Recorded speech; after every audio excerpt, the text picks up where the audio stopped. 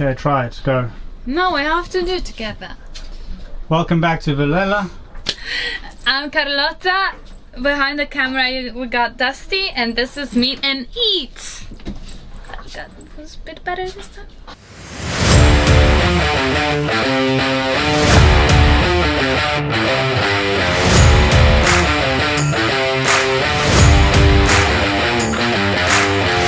So tonight I'm making a risotto with vegan sausage and mushroom, because winter is coming. Our guest What's that got to do with because sausage and mushroom are like heavy, they're not really a summer. I know I'm in a summer mode, but Okay. it's September. So for tonight's risotto we're gonna need rice, half an onion, 1 clove of garlic, some mushroom, vegan sausages, but I didn't have any vegan sausages, soy sauce of course, crema di funghi, mushroom cream, and vegan cheese, and some nutritional yeast. And this is because the guest we're having tonight apparently likes mushroom a lot, so yeah, thought about making something mushroom based. Our guest tonight is Ulises. Why is he on the channel? Why is he on the channel? Yeah. Because he's on a freaking cool journey. An epic journey. He's on an epic journey. I'm giving it all out now. I'm spawning it all. Hello. This is Mark.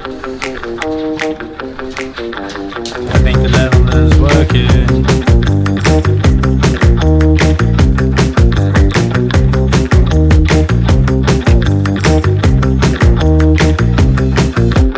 Hello. Welcome. Welcome on board. Thank you very much. It's a pleasure to be here. How was your day today?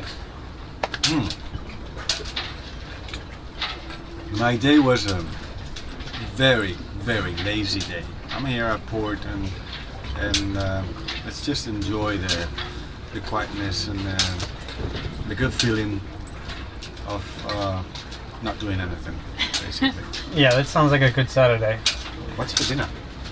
It's a surprise, but I can tell you. It's risotto with sausage and mushroom. What's your name? My name is Ulises. Aha. Odysseus.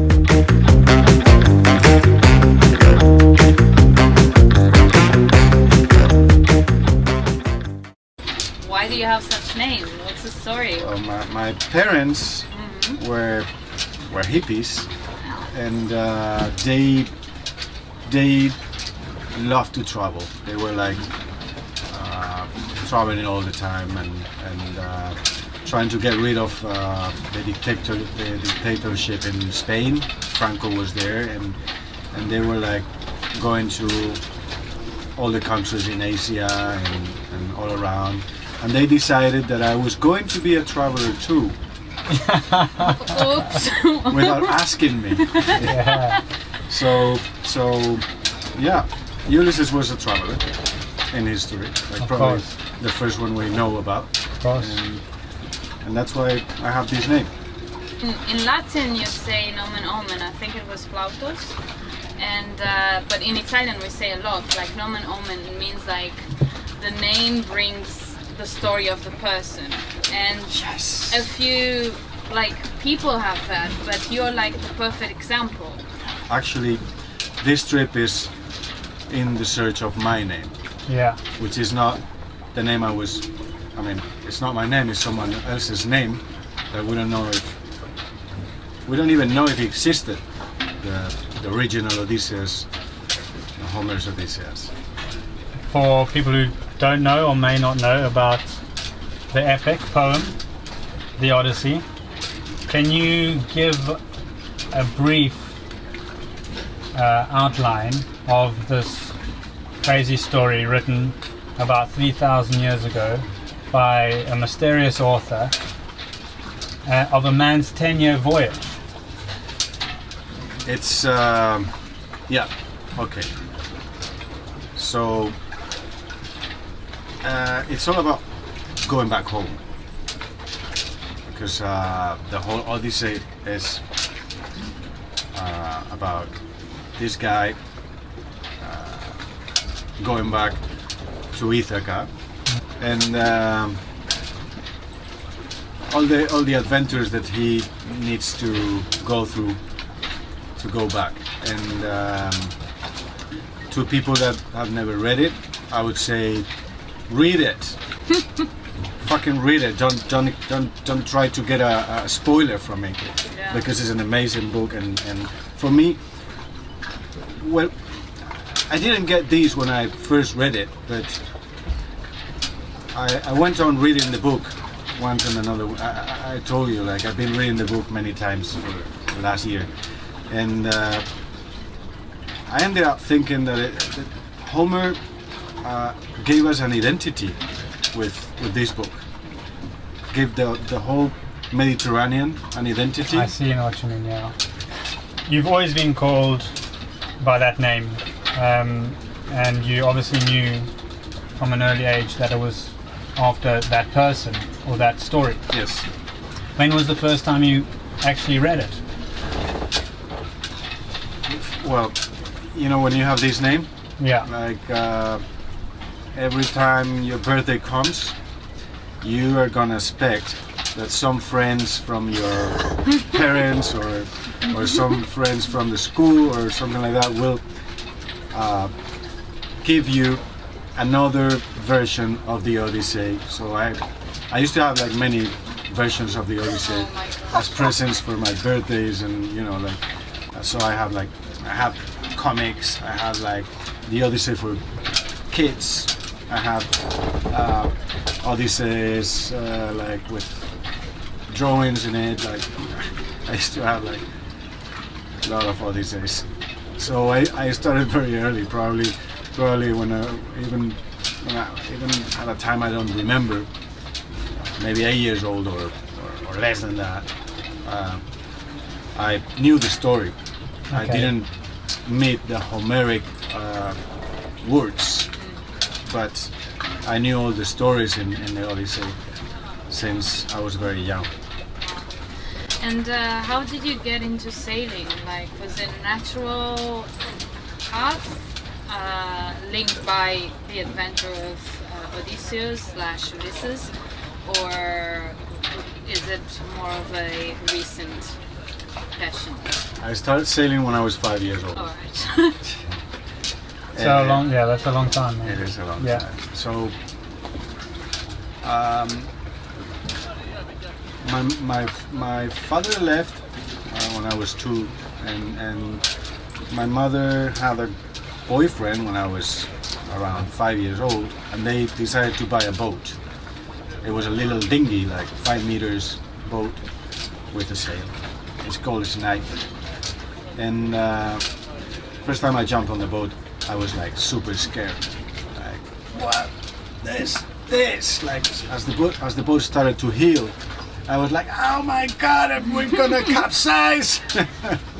Still like what? and I was like, I want to go back to land, to shore. I want to go back, and yeah, I was very scared, and I still remember it. And I was 5 years old. But after that, my mother started to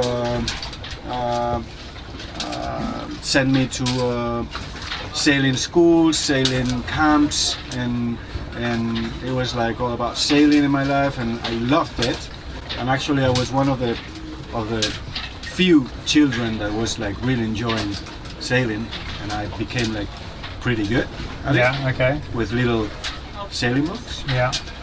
And then I had my own little boat, and for many years, and well, and that's the story. But Can you tell us about the boat that you're doing on now, the renaming of it, and when you started? bought this boat before COVID, before the whole thing that we all lived, and I was in Madrid, and my boat was in Galicia, so I had to wait until COVID stopped. I mean, until the government let us go wherever we wanted. Yeah. To leave my apartment, leave everything behind, my job and everything, and get to the boat and start the sailing in Galicia. So the first year, in between all the lockdowns and all that, I managed to sail from Galicia to Barcelona. And that's where we met. Yes, exactly. Yeah. And that was my first experience on my boat. Okay. Yeah. And about the name, Circe. Circe. Of course, it's gonna link to the journey you're doing now. Yeah. But the boat had a different name before, right? And why Circe and not Penelope or Calypso? Yeah. Well, One of the other characters. the boat was called with a different name. But the day I went to see it and decided that I was buying it, I went back to the car to go back to Madrid. I switched on the radio, and they were talking about the Odyssey. So I was You like, can't get away from it. wow. Yeah. And I was already thinking about names, and I had Circe already on my mind, because Circe is a character that I always loved. She's a witch, she's mean, but she's a strong woman. She's a goddess. She's got all these magic arts, and she falls in love with Ulises, and that's why she lets Ulises go. And I always thought that was like really pretty. Love is to let go, sometimes. Okay. And for a mean character like Circe, means like a lot of love. Okay. So I thought it was like a really good name. You bought the boat because you wanted to embark on this epic journey. Like, did you know it already? How did it start? I knew already. We have this other poem in Spain. It's called The Song of the Pirate. And at one point of the poem, it says, and he's got like all the continents on the side, on the back, and blah blah blah, and Istanbul is on his front. And I always wanted to go to Istanbul on my boat. That was part of the project, and I didn't do it because I decided that it was too much to go to Istanbul and go through all the Dardanelles Strait and the Marmara Sea and all that, because you need to put a lot of engine in that, and all the currents are in the other side. I mean, are going like right Against you. against you, and those are pretty strong currents. But that's why the whole war of Troy happened, because the Greeks didn't want to pay taxes To go through to go through the strait. the strait. And it happens that right now we're paying taxes to go through Turkey Yeah. again. So 3,000 years later. We're still Still the paying same. taxes. How's it like to sail with? We're gonna show Candela now, but Yeah. how's it like to sail with such a big dog? It's a beast. Sensation. Candela tells me when we have too much sails up, How does she do that? she gets nervous Yeah. when we're heeling too much, or when the wind is when the sea is too choppy, or she gets nervous. She starts to move, and when she looks at me, and she tells me, "We are way too loaded on sails," Yeah. and I pay attention to her. Oh, that's interesting. Yeah. She started doing that as well. You tell me that all the time. We're going over 5 degrees. Too much. You're looking at me like this. No. Luckily, candela is not like that. It has to be like very strong to be like that. To sort of give a geographical summary or indication of your journey, it was from Galicia, On the coast of Portugal, Gibraltar, got to Barcelona. Barcelona. Well, I went first to Baleares Okay. and spent like the end of the summer there, and then went to Barcelona and started working on the boat because I saw that it was in need of a lot of work, upgrades. All the upgrades. And then you started heading east. Yes, You hit Menorca yes. and went across to Sardinia, down to Sicily, through Messina, and then across to Kefalonia. No, I did from Syracuse to Catanzaro, Okay. and Catanzaro, Corfu, Huh. and then went down to Kefalonia. In your own trip and in your mind and throughout your life, having this name, having a passion for sailing,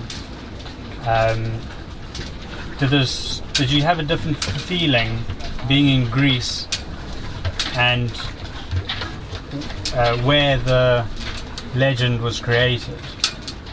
When I got to Corfu, I wasn't really feeling anything like, okay, Corfu, pretty, but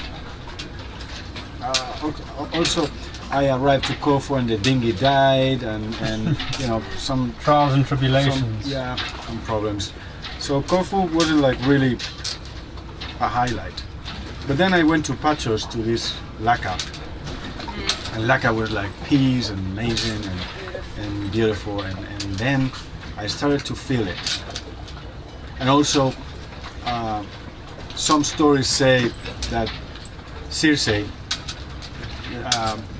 Ea was the name of the island, but some stories say that Ea, it's actually Pachos, so Circe's island. Okay. So I started to feel it there, and then when I did the strait in between Lefkas and the mainland, and I arrived to all these archipelago in the south of Lefkas, then I was like, wow, I was amazed by all that. And then I could see Ethica, and I could see Meganisi, and I could see in the right side Lefkas, and I could see in the distance Kefalonia, and I could see all the islands around, you know, and I was like, that was a shock, a little bit. That was, and it had been a long time sailing for getting there, so I was pretty happy about that. And what itinerary did you follow? So you arrived in Corfu, then you went down pretty much similar path that we've just done, but then from Kefalonia you went to Ithaca, and then you went east, right, to the Aegean. Yeah, I went to Ethica and then went all the way down to the Peloponnese and the Aegean. But before, another highlight was Sandy Pylos. You know about that. The home of King Nestor. King Nestor, yeah. Yeah. So I had to see the home of King Nestor, which is still Sandy Pylos. I saw this fortress and I was like, maybe before it was before being a Turkish fortress and a Venetian fortress, and you know, like all those people that have been there. Maybe it was the real deal, King Nestor's place. Okay. It sounds like you felt pretty close to the story at that point in the journey. It was coming real. For me, the whole story it's kind of history. It blurs with the legend. Yeah. I'm pretty sure the whole thing happened. Especially Troy. I mean, the conqueror of Troy, and then you can go there and see Troy. So why not? Why not? Do you have anything that sticks out in your mind as a point that was really difficult? Perhaps you wanted to give up? There was some times in the Aegean Sea where the wind was super strong. We had this Meltemi that is well known as a very difficult wind especially to go up north, and Troy is in the north of Turkey in the Mediterranean. You know, it's in Dardanelles Strait, and you have to go pretty much north. And there were a couple of times I was like, am I going to be able to go up with this Meltemi? You know, like, it was difficult. Decided to go through. There's a channel in between Evia and the mainland in Greece. What I didn't know is that Evia has mountains, and all the Meltemi goes through the mountains, and then it accelerates, and you can go from 12 knots to 40 in seconds. Yeah.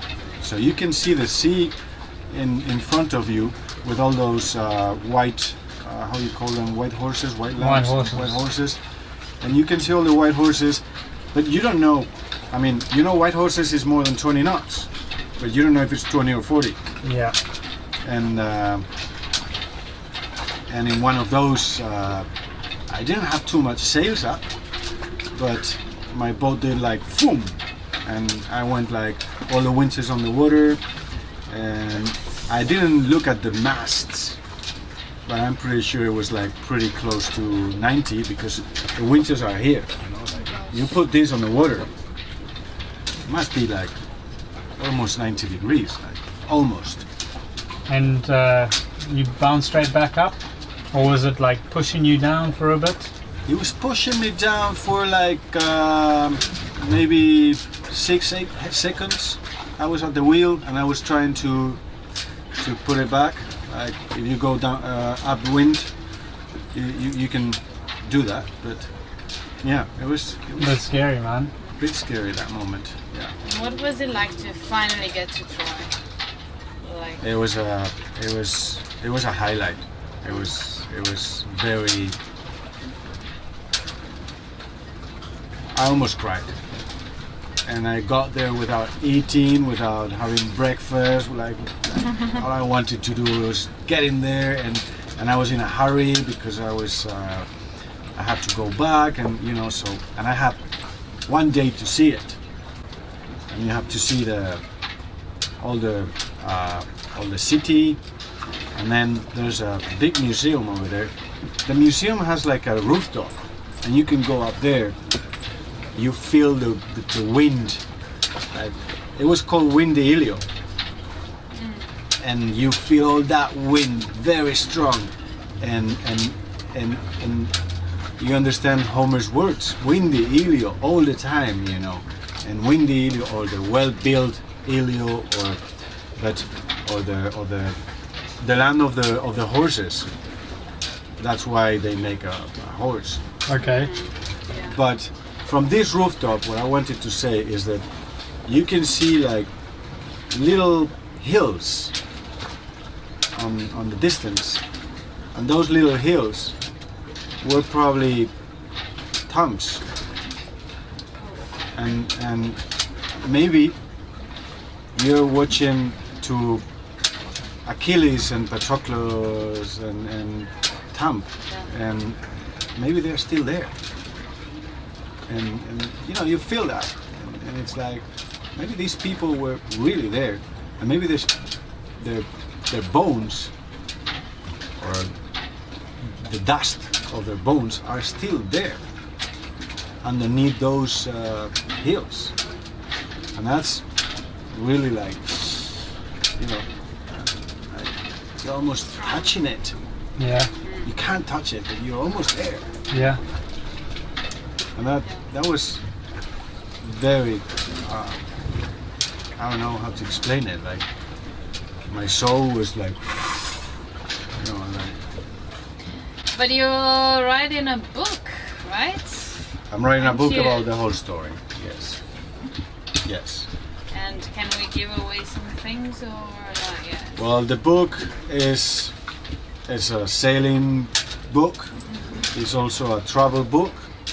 It's also also a little bit of mythology and legend, and also my ideas about what could be what. And also, it's it's this track after my name, so I'm following. I'm also in my own trip inside. You know, they say Greece is a trip that people does inside themselves. So. And Miller. Yeah. For Photos. example. Yeah. So it's a little bit of that as well. Well, to sort of conclude, Yeah. was there anything else that you wanted to mention that you think we didn't ask? I also felt the pain of the gods in Stromboli. Yeah. Stromboli was a big adventure. I broke 1 or 2 ribs there, and there was a little earthquake when I was at anchor there. So It's crazy. yeah, and I knew there was something going to happen in that time. I knew it, but I went anyway. And they say Stromboli has its own character. They call him. They don't say the volcano. They don't say. They call him. He is in a bad mood today. He is in good mood. We can go to fish or whatever. He. So I had my little taste of the volcano in that moment. You want to tell us, give us an elaboration a bit of the night? Well, I was dragging little by little, and I had another boat right in my stern, so I was letting it go little by little. I couldn't release more chain because there was this boat, and I was like looking, checking all the time, the boat, me. And when I was really close to the boat, I decided to leave. And at some point when I was leaving, I could feel all the ashes in my eyes, all the smell of the volcano, and the waves were brutal. The waves were not normal, and they were coming from everywhere. And Candela wanted to just get out from the boat. She was like, "Stop this! I'm going out. I'm going away from here." And tried to get her, and I felt over this part of the boat. I also have the back cabin and on my ribs, and I could feel that they were broke. And obviously this wasn't forecast at all. It just happened all of a sudden. It wasn't supposed to be that bad. But Stromboli had his bad moment in that moment. Yeah, and you were in the wrong place. I was in the wrong place. Wrong place, wrong time. Okay, who's hungry here? Me. Okay. Well, Just came for the food that this girl cooks, because she's amazing. Alright, guys. thank you for Thank you. Yeah. sharing with us your story. Oh, thank you for the dinner. And congratulations on getting to Troy, getting on the boats, getting it ready, doing what you set out to do. Thank you. And we're all waiting for the book, I guess. We're not putting any pressure on you, don't worry. But Book is coming. I'll just link it to the video once it's out. Please read it. Yeah. And Or at read the least buy Odyssey it. first.